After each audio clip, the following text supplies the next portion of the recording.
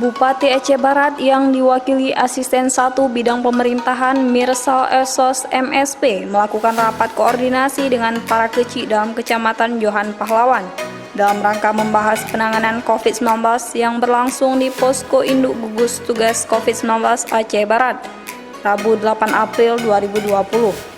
Turut hadir Kabak Operasional Polres Aceh Barat, Pasi Operasional Kodim 0105 Aceh Barat, dan Kepala Pelaksana BPBD Aceh Barat. Asisten 1 Setdakap Aceh Barat Mirsal Esos MSP dalam arahannya menyampaikan bahwa desa yang memiliki kawasan yang luas dan sudah terbentuk Satgas COVID-19 dianjurkan untuk membentuk sub-satgas di dusun agar dapat menjangkau dengan luas orang yang masuk atau keluar dari desa.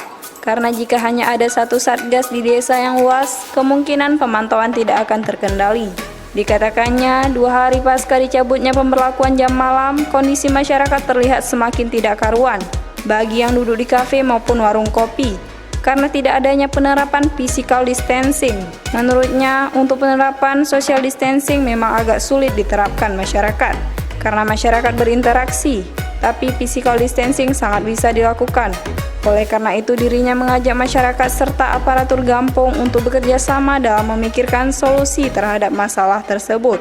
Asisten 1 Mirsal juga mengajak aparatur Gampong untuk bekerja sama dengan menghubungi para pelaku usaha warung kopi atau kafe di desa mereka agar mencari solusi bersama terhadap permasalahan tersebut, seperti meminta agar pelaku usaha warung kopi atau kafe mengatur jarak duduk pengunjung atau pengurangan kursi di warung kopi dan kafe. Lebih lanjut, ia mengatakan bukan maksud pemerintah daerah menghalangi masyarakat dalam mencari rezeki, namun hal tersebut dilakukan agar pengunjung di warung kopi atau kafe terhindar dari virus corona. Karena apabila ada 1 atau 2 orang yang ODP atau PDP yang duduk berdekatan di warung kopi tersebut, besar kemungkinan orang lain yang ada di warung kopi atau kafe tersebut akan terkena COVID-19.